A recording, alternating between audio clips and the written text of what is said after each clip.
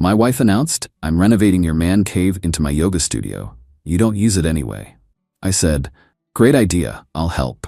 Then I helped myself to the master bedroom, which I converted into my new office with the locksmith's help. She came home from yoga class to find her clothes in the garage.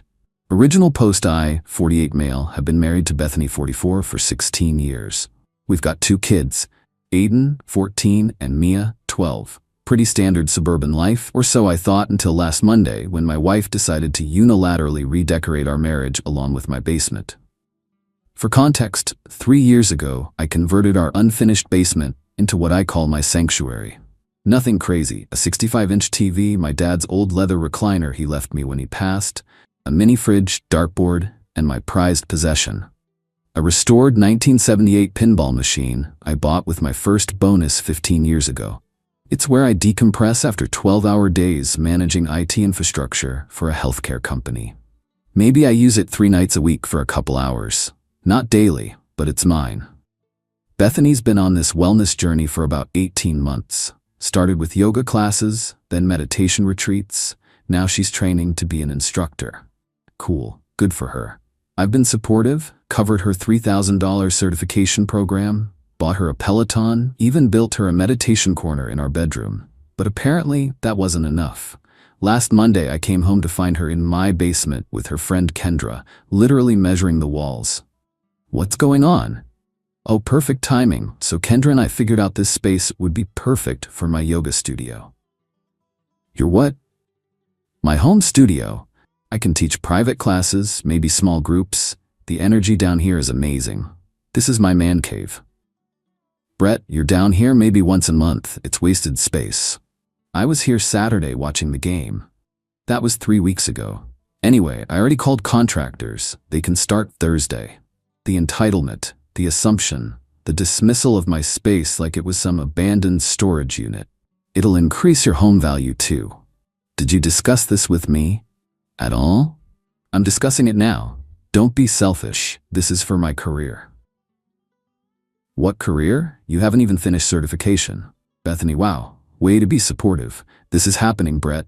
You can either help or get out of the way. She actually said that. Get out of the way. In my own house, about my own space. I looked at both of them, smiled, and said, "You know what? You're right. Great idea. I'll help." Bethany beamed. Really? Oh, honey, I knew you'd come around. Absolutely. Let's do this transformation thing. She kissed my cheek and went back to measuring with Kendra, talking about mirrors and bamboo flooring. I went upstairs, grabbed a beer, and started planning. See, Bethany forgot something important. The house, it's in my name only. Inherited from my grandmother before we married. Never added her name because my lawyer advised keeping inherited property separate. She also forgot that after 16 years, I know exactly how to play this game. Update 1. 4 days later, Thursday came. The contractors showed up at 8 a.m. Bethany was bouncing around like a kid on Christmas, directing them on what to tear out first. My recliner was already in the garage. My pinball machine, shoved in the corner under a tarp. This is so exciting, babe. I know, and thank you for being so understanding. Kendra said most husbands would throw a fit. Well, transformation is good for a marriage, right? Exactly. What Bethany didn't know was that I'd taken Thursday and Friday off work. While she was downstairs with the contractors, I made my own calls. First call, Tom, a locksmith I've known since high school. Need an interior lock replacement, today if possible. Everything okay? Just some reorganizing. Need a good lock on the master bedroom door. Be there by noon. Second call, moving company. Need a bedroom set moved from master to guest room today. Cash payment. Third call, office furniture delivery. That executive desk set I ordered, need it delivered tomorrow morning. By noon, Tom was installing a grade 1 commercial deadbolt on our master bedroom door. The kind you'd find on an office, key entry only, no picking this baby. Bethany was so absorbed with her contractors, she didn't even notice Tom's van in the driveway. By 2 p.m., the movers had relocated everything from our master bedroom to the guest room. All her clothes, jewelry, makeup, everything. Took them 4 hours to move it all properly. She has a lot of stuff. By 6 p.m., when Bethany went to her evening yoga class, she never misses Thursday night, I had completely transformed our master bedroom. The California king bed sold on Facebook Marketplace for cash, picked up within an hour. New furniture? On its way. Friday morning, while Bethany was at her morning flow class, my office furniture arrived. Executive desk, ergonomic chair, filing cabinets, dual monitor setup, even a small conference table. The master bedroom was now officially my new office, with its own bathroom and walk-in closet for my files. The coup de grace? I mounted my 50-inch spare monitor on the wall where our wedding photo used to hang.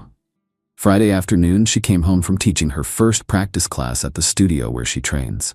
Still in her yoga pants, mat under her arm, glowing with endorphins. Bethany, honey, you should see the basement. The mirrors are up and... She stopped mid-sentence at our bedroom door, tried the handle. Locked. Bethany. Brett, why is our door locked? I opened it from inside, standing in my new office. Mio, hey, welcome to my new office. What do you think? Her face went from confused to shocked to furious in about 3 seconds. What the hell is this? Transformation. You inspired me. You're right, we should use our spaces better. Where's our bed? Where's my stuff? Guest room. All safe. I was super careful with everything. Are you insane? This is our bedroom. Was. Now it's my office. You got the basement, I got this. Fair trade. Fair? You can't do this. Why not? You did. Unilaterally decided my space was yours. So I decided our space is mine. That's different. How? The basement was barely used, and the bedroom was only used for sleeping. Waste of a good room with natural light and a private bathroom. Much better as an office. She stood there, mouth opening and closing like a fish. Then she tried to push past me into the room. I blocked her. Me, this is my office now. Knock first, please. Bethany, I'm calling a lawyer. Cool. I already did. Wednesday. He says since it's my house, I can designate rooms however I want. You're not locked out of the home, just this one room. Totally legal. That was true. I'd called my attorney cousin who specializes in property law. As long as she has access to the rest of the house, I can lock individual rooms. She stormed off to the guest room. Slammed the door so hard a picture fell off the wall. Update 2. The weekend, Saturday morning, was tense. Bethany came downstairs looking rough. The guest bed is a full size, not a king. She's used to sprawling out. Bethany, this is ridiculous. I'm your wife. Me, and I'm your husband whose space you commandeered without discussion. I discussed it. You announced it. There's a difference. She made breakfast angrily. Lots of cabinet slamming. The kids noticed. Why is mom mad? We're reorganizing the house. Why is there a lock on your door? It's my office now. Important work stuff. Your father is being petty. Your mother is teaching yoga in my former sanctuary. The kids exchanged looks and went back to their phones. They're smart enough to stay out of it. Around noon, Bethany tried a different approach. Came to my office door. Yes, she knocked, in workout clothes that were a bit more revealing than usual. Bethany. Brett, honey, can we talk? I think we both overreacted. On Saturday? Yeah, catching up on stuff, you know? Since I'll be working from home more often now, this office setup is perfect for it. This is crazy. Where are we supposed to, you know? The guest room has a bed. It's tiny. The basement has all that open floor space now. Very zen. She went from flirty to furious again. You're seriously gonna keep this up? You seriously keeping the basement? That's for my career, and this is for mine. I've been asking to work from home more. Now I have the perfect setup. What I didn't tell her was that my boss had approved 3 days of remote work per week, starting Monday. I'd been planning to ask for months, but never had a proper home office. Now I did. Sunday was when she brought in reinforcements. Her sister Elena came over, then her mom Diane. They had a whole intervention in the living room. Elena, Brett, you're being childish. How's that basement yoga studio coming along? A man shouldn't lock his wife out of their bedroom. A wife shouldn't steal her husband's personal space. She's trying to build something. So am I. Work-life balance. This is abusive. Is it? She has full access to the house, all her belongings, the kids, bank accounts. I just have an office with a lock, like millions of people who work from home. They tried for 2 hours. Guilt trips, threats, tears from Diane, obviously fake. I just kept working on my computer, occasionally responding with an interesting point. Finally, Bethany exploded. What do you want? Me, I wanted to keep my man cave. That ship sailed. Now I want my office. Bethany, fine. You can have the basement back. Nope. You already paid contractors. Mirrors are installed. Would be wasteful to change it back now. Then what? Nothing. You got what you wanted. I got what I wanted. Everyone wins. You're destroying your marriage over a room. Me, no, I'm establishing boundaries. Something I should have done years ago. That night, Bethany slept on the couch. Said the guest bed hurt her back. Update 3. The escalation Monday rolled around. I started my first official work-from-home day in my new office. The setup was perfect. Quiet, professional, private bathroom for breaks. I was actually more productive than I'd been in months. Around 10 a.m., heard noise from the basement. Went to check. Bethany had 3 contractors down there. Me, what's happening now? Bethany, adding the sound system and heating. Can't have students getting cold. Students? I've got my first class tomorrow, posted in the neighborhood Facebook group. 6 people signed up already. You're running a business out of our house? It's just a few classes. Did you check zoning laws, insurance, get a business license? Bethany, don't try to sabotage this. Me, just asking logical questions. Went back to my office and made a call. City zoning department. Turns out, running a commercial yoga studio in a residential zone requires permits, and insurance, and a business license, and passing a home business inspection. I didn't report her, yet. Just gathered information. Tuesday, her first class happened. 6 suburban moms showed up at 9 a.m. They were there until 11, and it wasn't just yoga. They were loud, laughing, talking. Someone brought wine for after. At 11 a.m. on a Tuesday. I was on a client call when the music started. Bass thumping through the floor. Client, is everything okay there? Me, just some construction nearby? Let me close the window. After the call, I went downstairs. 7 women. Class grew by 1, doing wine and wind down in my former man cave. Hey folks, I'm working upstairs. Could you keep it down? This is my studio space. Random woman. Is this the unsupportive husband? They all looked at me with judgment. Bethany had been talking about me just asking for reasonable volume during work hours. Another woman, must be nice working from home while your wife follows her dreams. I smiled, took a photo of the wine bottles, and left. That evening, Bethany was riding high. Bethany, I made $140. First day. Me, before or after expenses? What expenses? Electricity, heating, wear and tear, insurance. You're jealous that I'm succeeding. Did you declare that income? File the quarterly self-employment tax? Oh my God, it's $140. Today. What about when it's more? The IRS doesn't care about the amount, just that you report it. She accused me of trying to rain on her parade and stomped off to the guest room. Wednesday was when things got interesting. I got a call from our homeowner's insurance company. Agent, Mr. Morrison, we received a concerning social media report. Is your wife running a commercial fitness studio from your residence? Me, she's conducting yoga classes. Commercial classes? With paying customers? I believe so. That voids your homeowner's policy unless you have a commercial rider. You need to cease operations immediately or get proper coverage. How much is commercial coverage? For a fitness studio with liability for injuries? Roughly $400 to $500 per month additional. Me, I'll handle it. Thank you. I didn't tell Bethany about the call. Instead, I emailed her the information about insurance requirements, zoning permits, and business licenses. Subject line, FYI, legal requirements for home business. She texted back, stop trying to control me. Thursday morning, I was in my office when I heard Bethany on the phone. Bethany. Yes, I need to add someone to the house deed. Brett Morrison. No, I'm his wife. What do you mean I'm not on it? How is that possible? She burst into my office without knocking. Bethany, I'm not on the house deed? Never have been. It's inherited property. We're married. And you knew this house was my grandmother's. I thought after we married it became ours. Only if I actively added you, which my lawyer advised against. You've been planning this. Planning what? I've owned this house for 20 years. You've known for 16. Bethany, I want you out of that room now. Me, no. She actually tried to physically push me. I just stood there like a wall. She gave up and called someone. Bethany. Tanya, it's Beth. I need a lawyer. The best divorce attorney you know. She made sure I heard that. I shrugged and went back to work. Update 4. The counter-strike. Friday was quiet. Too quiet. Bethany had disappeared early, presumably to see this lawyer. I used the piece to get actual work done. Around 2 p.m., the doorbell rang. Process server. Brett Morrison, you've been served.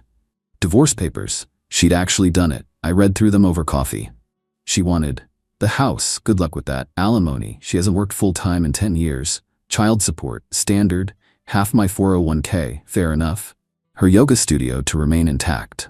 I called my lawyer. My real one, not my cousin. Lawyer, she filed already? That was fast. She's motivated. Let me review these. Oh, this is interesting. She's claiming emotional abuse and financial control. Because I locked one room? And because the house isn't in both names, she's painting a picture. But I see problems with her filing. Such as? She's running an unlicensed business from the home. That's actually illegal. And if she's not reporting income, that's tax evasion. I have photos. Send them. All of them. Saturday, Bethany came home with a U-Haul. Started loading her yoga equipment. Moving out. Moving to my studio. My commercial studio. Kendra's letting me use her space. Good luck with that. I don't need luck. I need distance from you. She took the kids to her mother's. Told them Dad needs space to think about his behavior. Mia looked confused. Aiden just rolled his eyes. He's old enough to see through it. Sunday, I did something petty. Maybe too petty, but I was done being the only adult. I restored my man cave, moved everything back from the garage, my recliner, my pinball machine, even rehung my neon beer sign. Posted a photo on Instagram, home office by day, man cave by night, living my best life. Within an hour, Bethany was texting from her mom's. That's my studio. Thought you moved to Kendra's? I'm coming back for my mirrors. They're attached to the walls. That makes them fixtures, legally part of the house. You bastard. Your contractor should have discussed that before installing. Monday morning, got a call from Diane. Brett. What will it take? Me. For what? To stop this insanity. Beth's devastated. She filed for divorce. That was her choice. Because you locked her out of her own bedroom. Me. Because she stole my space without asking. Just move back to the basement. Me, no. I like my office. She's staying with me indefinitely then. Okay. You don't care? She made her choice. I made mine. I'll make sure she gets everything in the divorce. Ma'am, she has no job, no income history for 10 years and was running an illegal business. Good luck. Tuesday, my lawyer called with news. Her attorney reached out. They want to negotiate. Already? Apparently, Kendra's backing out of the studio share. And your wife just learned about community property versus inherited property laws in our state. Which means? The house was inherited, never commingled funds. It's yours entirely. She gets nothing from it. Ouch. Also, the IRS might be interested in her unreported income, just saying. Let's not go there unless necessary. Your call, but it's leverage. Final update. 3 weeks later. The negotiation was almost sad. Bethany's lawyer clearly told her she had no claim on the house. Her emotional abuse claims fell apart when my lawyer presented evidence of her unauthorized renovation and me simply reciprocating. We met at her lawyer's office. She looked tired. The guest room at her mom's was apparently even worse than ours. Her lawyer, my client, is willing to drop the divorce if Mr. Morrison agrees to restore the bedroom. My lawyer, Mr. Morrison's position remains unchanged. Brett, please, this is insane. Is it? You took my space without asking. I took ours without asking. Perfectly balanced. It's not the same. Why? Because you're the wife? Because your needs matter more? Her lawyer, perhaps we could arrange a rental agreement for the basement studio? I'm using it. You're just being spiteful. I'm working from home 3 days a week. The office is essential. The basement is my after-work decompression space. Both serve important functions. What about us? Our marriage? What about it? You made a unilateral decision that said my needs don't matter. I responded in kind. Her lawyer whispered something to her. Fine, what do you want? Nothing. Status quo works for me. That's not a marriage. Neither is steamrolling your partner. We went back and forth for 2 hours. Finally, her lawyer suggested something interesting. Her lawyer: what if we draw up a postnuptial agreement? Clear boundaries, defined spaces, mutual respect clauses? My lawyer: that could work. It took another week of negotiation, but we finally agreed. The master bedroom remains my office during work hours, 8 to 6 weekdays. It converts back to shared bedroom evenings, weekends. The basement is shared space, scheduled time slots. Any future renovations require written agreement from both parties. Bethany gets licensed and insured for any home business ventures. We attend couples counseling. The document was 20 pages long, basically a business contract for our marriage. Depressing? Yes. Necessary? Absolutely. Bethany moved back in last Tuesday. First night was awkward. The bedroom lock was removed, but I installed one on my office closet for sensitive work documents. She didn't comment. Wednesday was our first counseling session. The therapist's face when we explained the situation was priceless. So you each claimed territory in response to boundary violations? Me: she took my cave, I took the bedroom. Bethany: he completely overreacted. Did you ask before renovating his space? I told him. That's not asking. We've got a long road ahead. Maybe we'll make it, maybe we won't.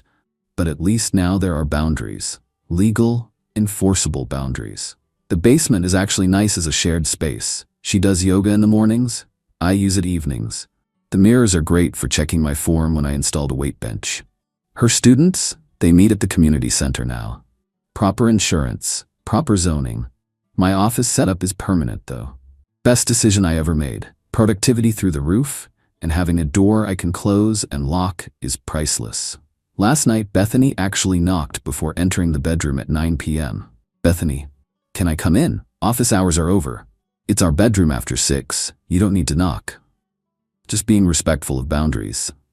It was sarcastic, but also, progress? The kids think we're weird now. Aiden asked if we're getting divorced. No, we're just being very clear about personal space. Is this because Mom stole your man cave? How did you? Dad, I'm not stupid. The basement was your spot. Now you're never down there during games. Kids notice everything. The funniest part? Kendra won't talk to Bethany anymore. Apparently, she blamed her for encouraging the studio idea and ruining her marriage. Elena thinks I'm a monster. Diane still glares at me during family dinners. But you know what? I have my space, my boundaries, my self-respect. And every time I sit in my office, in what used to be our bedroom, I remember that standing up for yourself isn't petty, it's necessary. Even if it means your wife's clothes lived in the garage for 3 weeks. Worth it.